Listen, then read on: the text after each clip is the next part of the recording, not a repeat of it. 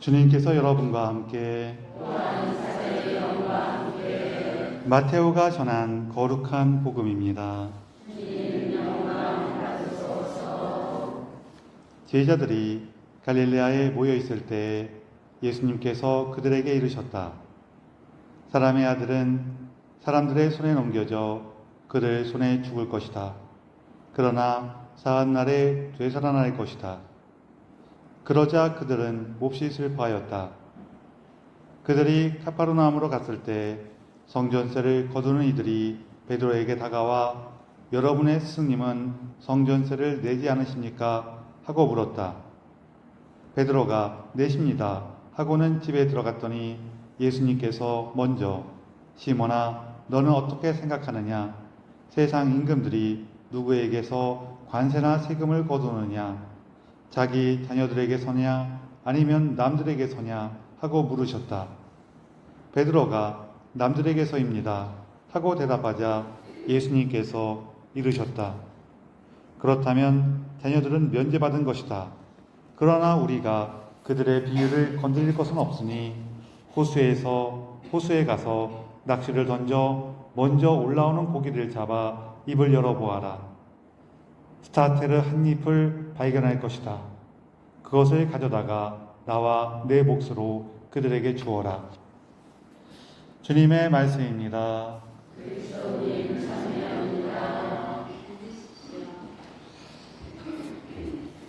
참 예수님, 서로 인사를 좀 나누세요.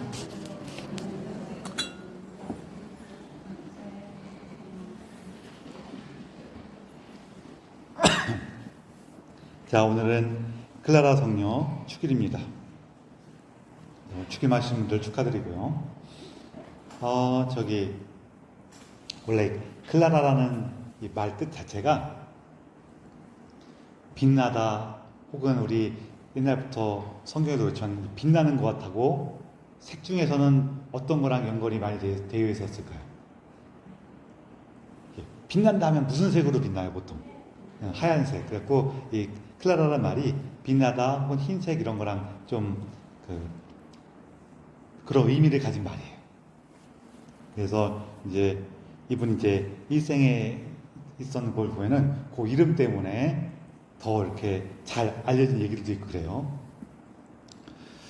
우리 이분은 이제 아시시에서 프란치스코 성인하고 동시대에 이렇게 사셨는데 그러다 보니까 이렇게 옛날에 이제 영화나 소설이나 이런 데서는 어릴 때부터 프란치스 성인하고 이렇게 친해갖고 서로 이렇게 인연이 있던 것처럼 이렇게 묘사되는 경우가 있는데요.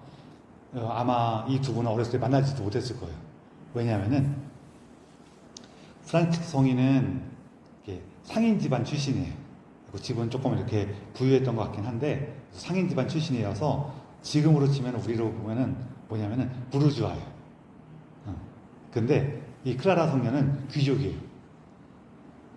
우리가 생각할 때 부르주아는 돈 많고 이런 사람들 아닌가라고 생각할 수가 있는데요. 그거는 오늘날 우리한테 이제 그 부르주아하고 노동자하고 이걸 구분할 때 그런 표현이 나오는 거지. 이제 과거로 가면은 원래 귀족이 있고 이렇게 시민들 중에서 자수성가한 사람들, 자기 개인적으로 이렇게 뭔가 성과를 내갖고 그래서 재산과 지위를 얻은 이 사람들을 부르주아라고 그랬어. 사실 부르주아라는 말 자체는 성 안에 사는 사람의 뜻이에요. 그래서 이 얘기 제가 괜히나 싶긴 한데 그냥 좀 재미로 들으세요. 부르주아라 말은 이제 성 안에 사는 사람들. 근데 이 성 안에는 기본적으로 이렇게 집값이 비싸니까 좀 어느 정도 사회적 기반을 가진 사람들만 그 안에 살 수 있지. 가난한 사람들은 성 안에 살기 쉽지가 않아요. 그럼 다 성 밖에 살아야 되는데 성 밖에 사는 사람들은 그냥 이렇게 가난한 사람들 그런 사람들이고 조금 이렇게 재산 모으고 한 사람들은 이제 부르주아가 되고 귀족은 아예 이 레벨이 달라. 아예 다른 사람, 구름 위에 사는 사람들이에요. 그래서 우리는 이제 오늘날에는 적어도 신분제가 없기 때문에 이런 걸 잘 이해를 하기 좀 어려운 부분이 있는데 귀족은 아예 다른 세상에 사는 사람들이에요. 그래서 클라라 성녀는 귀족이었기 때문에 프란치스 성인하고 어떻게 연결될 수 있는 가능성이 거의 없어요. 다만 이 클라라 성녀는 어릴 때부터 신심이 굉장히 깊었던 것 같아요. 부모님도 아마 그랬을 것 같은데, 그래서 이 클라라 성녀가 당시 여성으로서는 어릴 때부터 이렇게 중요한 이런 그 순례지들에 찾아가서 같이 순례도 하고 했던 그런 얘기는 전해지고 있다고 해요. 그러다가 이분이 이제 귀족들은 보통은 일찍부터 이제 다른 집안하고 이렇게 혼약을 하는데, 이게 뭔가 그 자기가 원하는 길이 있었는지 계속 그 약혼을 미뤘던 거예요. 그러다가 18살이 됐을 때 프란스 성인이 그때 이제 본격적으로 활동하기 시작했을 때거든요. 그래서 프란스 성인이 이 아시시 대성당에서 설교하시는 걸 듣고 큰 감명을 받아서 밤에, 당일은 아니고 이제 기회를 보다가 밤에 몰래 탈출해 갖고 이 프란스 성을 찾아가요. 그리고 내가 당신과 함께 이 수생을 하겠다고. 그 당신의 말씀대로 그 프란스 성인께서 가르치셨던 모든 것을 버리고 오직 예수님만을 바라는 그 삶을 살겠다고 찾아가요. 그러니까 프란스 성인이 이게 그 안여자가 찾아왔으니 이거 탈 수가 없어갖고 다른 수녀원에 이분을 이렇게 보내서 맡기고 그 수녀원에 이제 정기적으로 찾아가서 클라라 성녀하고 거기 원래 있던 수녀님들, 그 다음에 또 이런 모습을 따라서 또 찾아온 많은 그런 여성들이 있었거든요. 그런 여성들에게 기도하기 시작합니다. 그래서 거기 자리가 어디냐면은 그 프란스 성인이 예수님 만났던 자리가 그 다미아노 성당이라 그래갖고 다 이렇게 낡아서 무너져가지고 성당이 있었거든요. 그래서 그 성당이, 그래서 이렇게 프란스 성인이 거기서 기도하다가 이제 꿈을 꾸는데 꿈속에서 예수님께서 무너져가는 내 교회를 다시 세워라 라는 이 말씀을 듣거든요. 근데 이 말씀이 그 무너져가는 내 교회는 우리 그리스도 교회 전체 이 공동체를 얘기하는 건데, 당시에 이제 막 여러 가지 어려움으로 이제 위태로운 상태에 있었기 때문에 특별히 내적으로, 외적으로는 그래도 이렇게 엄청 뭐 잘 나가는 것처럼 보였지만 내적으로 하느님의 말씀을 잃어버리고 세속적인 권력이나 부유함이나 이런 거에 정신이 팔려갖고 어려웠던 그 교회를 이 프란스 성인께서 다시 세우시게 되는데, 근데 프란스 성인은 아직 그렇게까지 멀리 생각을 못 하시고 지금 자기가 기도하고 있는 이 성당, 다미아노 성당이 막 무너졌다 그랬죠. 요거 다시 세우라는 줄 알았어요. 그거를 막 새로 자기가 직접 가서 돌 날라가고 이렇게 보수하시게 되는데, 그 성당 바로 옆에 원래 작은 그 수녀원이 있었다는 거예요. 수도 공동체가 있어서 이제 거기에다 박힌 거죠. 그래서 이 수녀원을 이제 특별히 부를 이름이 없으니까 처음에는 다미아노 회라고 불렀대요. 그러다가 클라라 성녀도 오시고 또 프란스 성인께서 정기적으로 오셔갖고 이렇게 가르치고, 또 이 사람들이 점점 프란스 성인의 그 가르침에 따라 살려고 하다 보니까 요 공동체를 이제 나중에 이름을 뭐라고 하냐면은 가난한 자매회라고 불러요.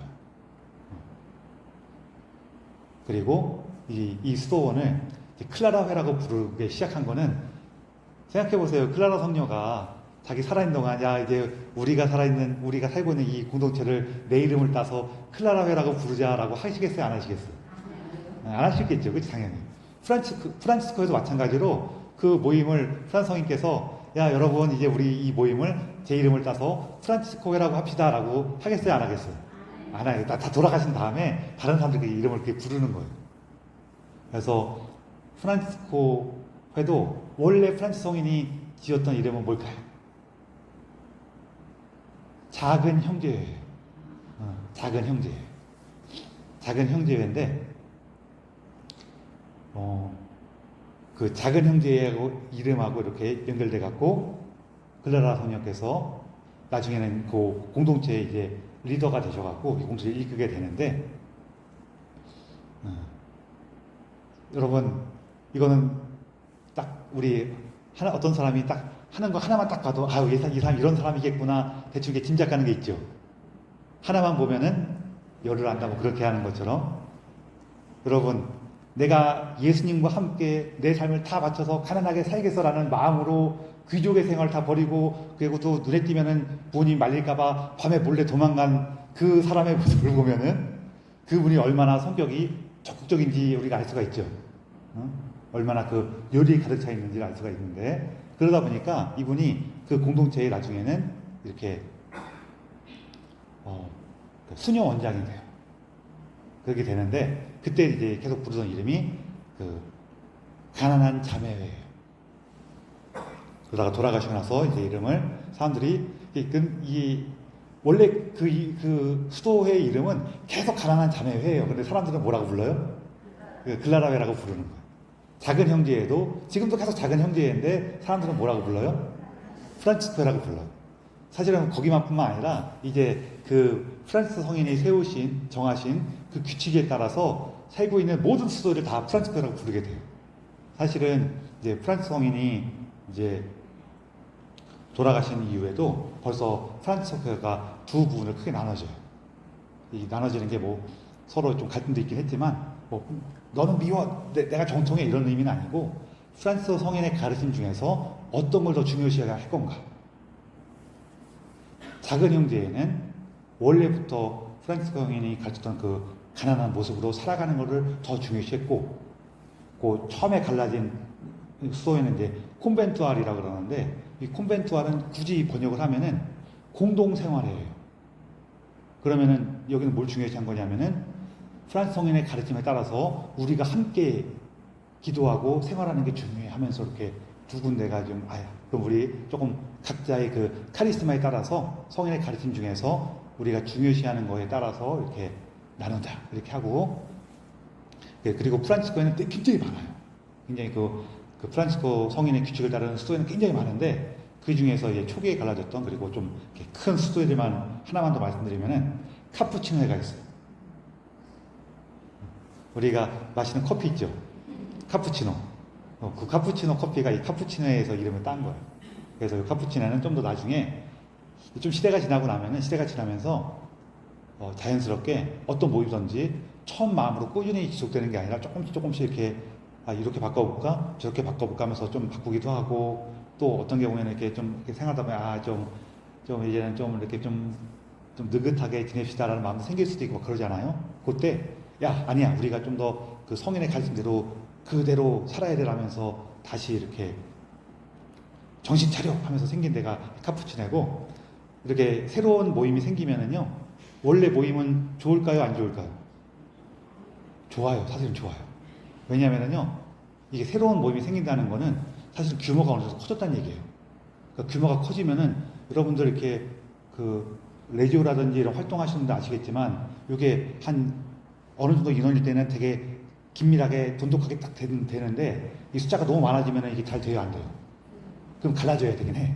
나누긴 해야 되는데, 그 나눌 때 이게 참 사람 마음이라는 게 규칙으로 정해져서 나누자 그러면은 이게 좀 간편한데, 그런 규칙이 없을 때에는 그래도 우리가 좀 큰 게 낫지 않아? 큰 게 낫지 하면서 나누기 힘들어요. 성당도 그렇잖아요. 성당 이렇게 막 신자수 많아져갖고 이제 분가합시다라고 얘기 나오면은 사람들이 그래요, 우리 분가해서 우리가 하나 더 성당을 만들고 이렇게 열심히 살아가게 합시다, 이런 마음이 들어야, 아니면은 그 분가하려면 힘들고 이 사람들 헤어지면서 서운한데 그냥 우리 이렇게 살아요, 이런 마음 들어요. 그렇죠? 이런 마음 들 수도 있어요. 그러지만 그러다 보면은 좀 문제가 생겨갖고 도대체 안 되겠어, 갈라져 나갑시다 하고 딱 나간단 말이에요. 이렇게 갈라져 나가면은 특히 새롭게 뛰쳐나간 사람들은 열성이 되게 높단 말이에요. 그럼 그 사람 나가면은 처음에는 서운해, 왜 자기들만 잘났나, 그러다가 조금 지나면은 걔들 열심히 사는 걸 보면은 나도 어때요? 욕심이 나요, 안 나요? 질 수 없지, 이런 마음 들어요, 안 들어요? 안 들어요? 내가 쟤들 쟤들 찜이야 그랬는데 얘들이 나가더니 더 잘해. 그러면 나도 처음에는 좀 흉도 보다가 나중에는 이래서는 안 되지 그러면서 나도 더 열심히 해요, 안 해요? 열심히 하는 거예요. 그래서 원래 이렇게 계속 새끼치는 거는 꼭 나쁜 것만은 아니에요. 그런 모습을 보면서 나도 다시 내가 예수님 만났던 첫 마음으로, 그때 예수님과 함께 했던 그 뜨거운 시절로 돌아가야지 하는 걸 기억하는 건 항상 좋은 일이에요. 하여간 이제 프란치스코에는 지금은 굉장히 많은 프란치스코 회가 있어요. 그렇지만 좀 옛날부터 있던 중요하게 좀 그렇고 좀 이렇게 전통이 있는 그 프란치스코에는 작은 형제의 공동 생활에, 한국말로 하면은 공동 생활에, 그 다음에 카푸치네, 이렇게 세 가지가 가장 전통이 있는 프란치스코의 계열들로 전해지고 있어요. 뭐 다른 데 가면은 또 다른 프란치스코에 가면은 아닙니다, 우리가 더 그 정신을 따르고 있어, 그러실 수 있는데 그냥 보통은 그렇게 알려져 있어요. 다시 글라라 성경 얘기로 돌아와서, 그래서 거기 이제 그 가난한 자매회에서 생활하는데, 이제 이 글라라 성경 집안이 원래 귀족 집안이라고 그랬잖아요. 그래서 아버지께 글라라 성경 아버지가 노발대발 해갖고 종종 자기 군인들 보내갖고 클라라 성경을 납치하려고 시도를 해요. 제가 도망가갖고 저 수도생활 한다 그러니까 내 허락도 안 받고 말도 안 된다 그러면서, 또 한편으로는 아끼던 딸이 가서 가난하게 고생하고 산다 그러니까 그게 마음이 안 편하잖아요. 그래서 오라 그래도 안 오니까 부하들 보내 납치하려고 시도도 하고 막 그래요. 근데 그것도 다 피하고, 그러면서 또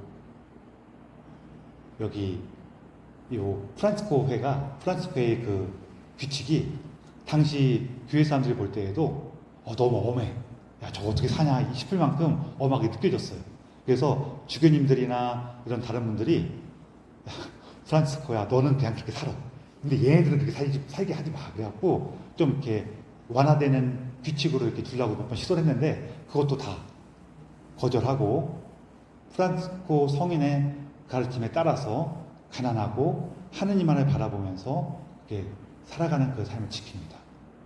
그래서 우리는 프란치스 성인께서 정말로 이제 다니시면서 복음을 전하시고 예수님을 닮은 그 모범적인 삶으로 교회를 계속 변화시키는데, 그때 이런 프란치스코 성인의 활동을 도와주고 그 힘을 계속 실어주기 위해서 클라라 성녀께서 당신의 이 자매들과 함께, 그 공동체의 자매들과 함께 늘 기도와 관상으로 이 성인의 삶을 지탱해 주세요. 늘 지탱해 주셨는데, 그래서 우리가 중요한 게 있어요. 우리가 어떤 예수님을 만나고 우리 공동체 안에서 뭔가 활동하고 살아갈 때, 제가 신심단체 이렇게 같이 모여서 기도하시는 분들한테 늘 감사하다고 말씀드리는 게, 그분들의 기도로 우리가 활동할 수 있는 거예요. 우리 활동할 때마다 힘을 얻는 거예요. 그리고 제가 사실은 보는 사람마다 기회가 되면은 자꾸 기도해달라고 그러는데요, 제가 기도를 많이 못해요. 못한다고 하면 안 되지. 잘 안 해. 그래서 제가 창피한데, 그래도 많은 분들이 기도해 주셔갖고 덕분에 이렇게 살고 있어요. 그리고 이 기도를 통해서 프란치스 성인께서 더 교회를 변화시키고 하느님의 사랑을 전할 수 있는 힘을 얻으셨던 거예요. 이 클라라 성녀 말년에 재미있는 사건이 몇 가지가 있는데, 하나는 당시 이제 유럽에서 여러 가지 정치적인 불안함 때문에 황제가 그 이탈리아로 쳐들어와요. 그러면서 그 황제의 동맹군들이 바다 쪽으로 올라가고 이제 아시시로도 쳐들어오거든요. 그런데 이 아시시가 그래갖고 이게 외적의 팁을 받게 되니까 난리가 난 거예요. 그때 클라라 성녀께서 그 본당 신부님한테 얘기를 해갖고, 본당 신부님이 이제 성체를 이렇게 성광에 모시고 밖으로 나가시고, 그 클라라 성녀께서 거기 옆에 가셔갖고 옆에서 무릎을 꿇고 기도하셨어요. 그랬더니 전해지는 얘기에 따르면은 그 성광에서 빛이 나서 쳐들어온 적군들이 눈이 멀어서 언덕에서 굴러떨어져서 도망갔다 막 이런 얘기가 있는데, 그 정도까지는 아니었을 거고, 아마도 또 제가 이런 얘기한다고 저 신부는 믿음이 없어서 저런다 그러지 마세요.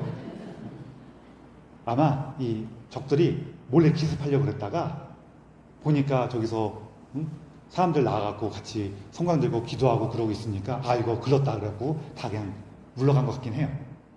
그래서 그렇지만 어쨌거나 성체를 보시고 그 앞에서 기도의 힘으로 위협에서 구원받았죠.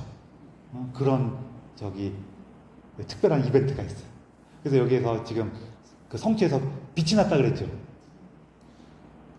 이게 아까 클라라 성령 이름의 뜻이 뭐라 그랬어요? 그냥 빛난다 그랬죠. 그 이름 때문에 그 얘기할 수 있잖아요. 아, 성취를 보시고 빛나시는 분이 그 앞에 계시니까 다 불러놨어. 성취를 보시고 빛이 나면서 다 불러놨어. 이렇게 얘기가 될 수도 있겠죠.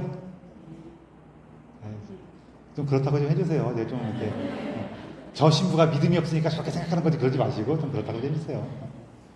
그리고 이거보다 더 저한테는 재밌는 게 있는데 그게 뭐냐면은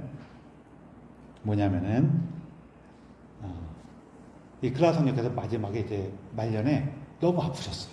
아프셔갖고 그냥 자기 침상에 누워 계셨는데 그때 이제 성탄절이 돼갖고 그 미사에 너무 참여하고 싶은 거야. 그 미사 너무 가고 싶었는데 이제 아프니까 움직일 수가 없었어요. 그래서 어떻게 했냐면은 간절히 기도했더니 그 수녀님이 계시던 곳에서 2km 떨어졌던 그 프란치스코 대성당 거기에서 드리는 미사를 이렇게 영상으로 볼 수 있게 되는 그런 기적을 체험해요. 그래서 자리에 침상에 누워갖고 그 미사를 참여할 수가 있었어요. 그래서 이 클라라 성녀께서 지금 텔레비전의 수호성인이에요. 왜요? 먼 곳에 떨어진 미사를 볼 수가 있겠죠. 그래서 여러분 혹시 되게 아프시게 되면은요, 아, 내가 아픈데 성당 가야 돼. 막 그러면서, 뭐, 물론 오실 수 있으면 좋은데, 오시기 어려우면은요, 그, TV 켜갖고 우리 평화방송에 미사하지요. 그거 보시면서, 클라라 성령이 정부에 힘입어갖고, 오늘날 우리가 이렇게 편하게 미사를 봉헌하게 됐습니다. 감사합니다. 그러세요. 그래서 이분의 그 삶을 보시면서, 우리가 기도의 힘으로 프란치스코 성인께서 하느님의 말씀을 전하는 걸 도우셨구나.